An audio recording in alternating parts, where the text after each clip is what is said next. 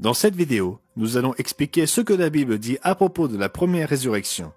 Bien qu'il y ait 3 résurrections, la Bible se concentre principalement sur la première. Nous allons donc approfondir ce sujet et répondre à 3 questions clés telles que quand la première résurrection aura-t-elle lieu? Que se passera-t-il lors de la première résurrection? Et qui fera partie de la première résurrection? Cette vidéo est à ne pas manquer pour ceux qui s'intéressent à ce que la Bible dit au sujet de la récompense qu'ils recevront, ceux qui se tournent vers Dieu avant la fin de cette ère moderne. Alors plongeons-nous dans la découverte de l'impressionnante vérité sur la première résurrection. Et ne vous contentez pas de nous croire, vérifiez les versets que nous citons dans la Bible. Tout d'abord, répondons à la question, quand la première résurrection aura-t-elle lieu? 1 Thessaloniciens 4 dit, « Car le Seigneur lui-même a un signal donné à la voix d'un archange et au son de la trompette de Dieu, descendra du ciel, et les morts en Christ ressusciteront premièrement. » Nous voyons ici que ceux qui sont morts dans la foi seront ressuscités lorsque Jésus descendra du ciel. Et remarquez que cet événement est accompagné par le son d'une trompette. Le chapitre 15 de 1 Corinthiens, également connu sous le nom de chapitre de la résurrection, indique que la première résurrection aura lieu à la dernière trompette. La trompette sonnera et les morts ressusciteront incorruptibles et nous serons changés. Une fois de plus, nous voyons que la première résurrection est signalée par le son d'une trompette, et ce verset ajoute qu'elle aura lieu au son de la dernière trompette. Alors, quand cette dernière trompette retentira-t-elle? Le livre de l'Apocalypse révèle une série de 7 trompettes retentissant à la fin de cette ère, juste avant le retour de Jésus. Au chapitre 8, Jean vit en vision 7 anges qui se tiennent devant Dieu, et 7 trompettes leur furent données. Le retentissement de la 7e et dernière trompette est ensuite mis en évidence dans Apocalypse 11, verset 15, qui décrit le retour de Jésus-Christ. Le 7e ange sonna de la trompette, et il y eut dans le ciel de fortes voix qui disaient « Le royaume du monde est remis à notre Seigneur et à son Christ, et il régnera au siècle des siècles. » Enfin, nous voyons dans Apocalypse 20 que cette résurrection a lieu quand? À la fin de cette ère et juste avant le début du millénium. Je vis des trônes, et à ceux qui s'y assirent fut donné le pouvoir de juger. Ils revinrent à la vie, et ils régnèrent avec Christ pendant 1000 ans. C'est la première résurrection. En bref, la première résurrection a lieu au moment où le 7e et dernier retentissement de trompette est entendu, proclamant ainsi le début imminent du règne de 1000 ans de Jésus-Christ, en compagnie de ses saints. Voyons maintenant ce que la Bible dit qu'il se passera lors de la première résurrection. Paul explique dans 1 Corinthiens 15 que le corps humain est semé corps naturel, il ressuscite corps spirituel. S'il y a un corps naturel, il y a aussi un corps spirituel.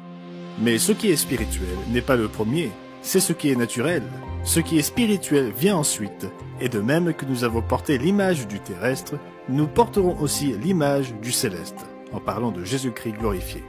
Il poursuit en disant « Ce que je dis, frères, c'est que la chair et le sang ne peuvent hériter le royaume de Dieu, et que la corruption n'hérite pas l'incorruptibilité. Voici, je vous dis un mystère, nous ne mourrons pas tous, mais tous nous serons changés en un instant, en un clin d'œil à la dernière trompette. La trompette sonnera, et les morts ressusciteront incorruptibles, et nous serons changés. Car il faut que ce corps corruptible revête l'incorruptibilité, et que ce corps mortel revête l'immortalité. Lorsque ce corps corruptible aura revêtu l'incorruptibilité et que ce corps mortel aura revêtu l'immortalité, alors s'accomplira la parole qui est écrite, la mort a été engloutie dans la victoire.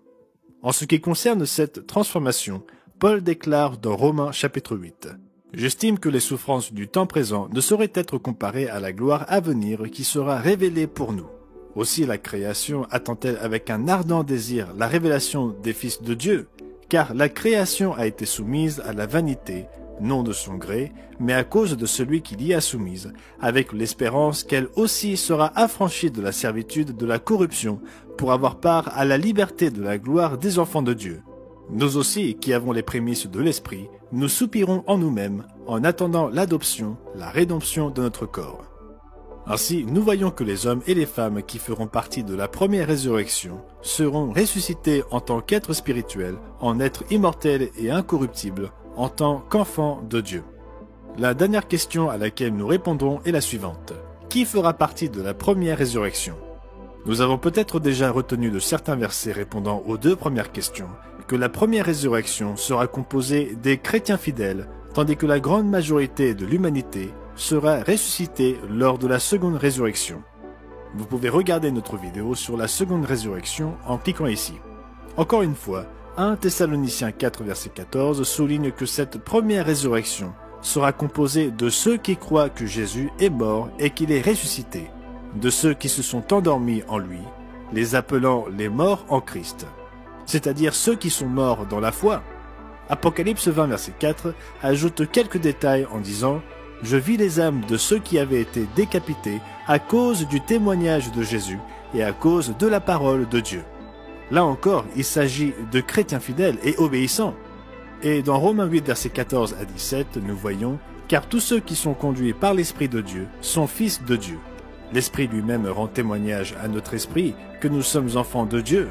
Or, si nous sommes enfants, nous sommes aussi héritiers, héritiers de Dieu et co-héritiers de Christ, si toutefois nous souffrons avec lui, afin d'être glorifiés avec lui. » Apocalypse 14 verset 12 dit « C'est ici la persévérance des saints qui gardent les commandements de Dieu et la foi de Jésus. » Dans Matthieu 19 verset 17, nous voyons Jésus dire aux jeunes riches « Si tu veux entrer dans la vie, observe les commandements. » Tout le chapitre 11 de l'Épître aux Hébreux décrit un grand nombre d'hommes et de femmes fidèles de l'Ancien Testament qui participeront à la première résurrection, l'appelant la meilleure résurrection.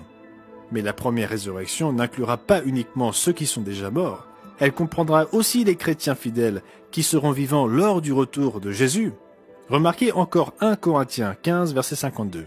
La trompette sonnera et les morts ressusciteront incorruptibles et nous serons changés. Et au verset 51, nous ne mourrons pas tous, mais tous nous serons changés en un instant, en un clin d'œil. En d'autres termes, les chrétiens fidèles qui seront encore en vie à la 7e trompette seront transformés d'êtres physiques en êtres spirituels. De même, dans 1 Thessaloniciens 4, il est dit « Nous les vivants, restés pour l'avènement du Seigneur, nous ne devancerons pas ceux qui sont décédés. Les morts en Christ ressusciteront premièrement. Ensuite, nous les vivants qui serons restés, nous serons tous ensemble enlevés avec eux sur des nuées à la rencontre du Seigneur dans les airs. » Nous voyons donc que ceux qui ressusciteront lors de la première résurrection seront ceux qui ont vécu et qui sont morts dans la foi, ainsi que les chrétiens vivants et fidèles à la fin des temps. Ainsi, dans cette vidéo, nous avons vu que la première résurrection aura lieu au retour de Jésus-Christ et juste avant le début du millénium, au retentissement de la 7e et dernière trompette. Elle sera composée d'hommes et de femmes fidèles de l'Ancien Testament, dont certains sont décrits dans Hébreux 11, et de chrétiens fidèles et obéissants, aussi bien ceux qui ont vécu et sont morts que ceux qui seront vivants à son retour. Tous ceux qui reviendront à la vie lors de la première résurrection seront ressuscités incorruptibles au rang d'êtres spirituels en tant qu'enfants de Dieu dotés de la vie éternelle. Job posa la question suivante. L'homme étant mort une fois, pourrait-il bien vivre de nouveau? Dans cette guerre où je me trouve tous les jours de ma vie, j'attends que mon changement arrive. Vous m'appellerez et je vous répondrai. Vous tendrez votre main droite à l'ouvrage de vos mains.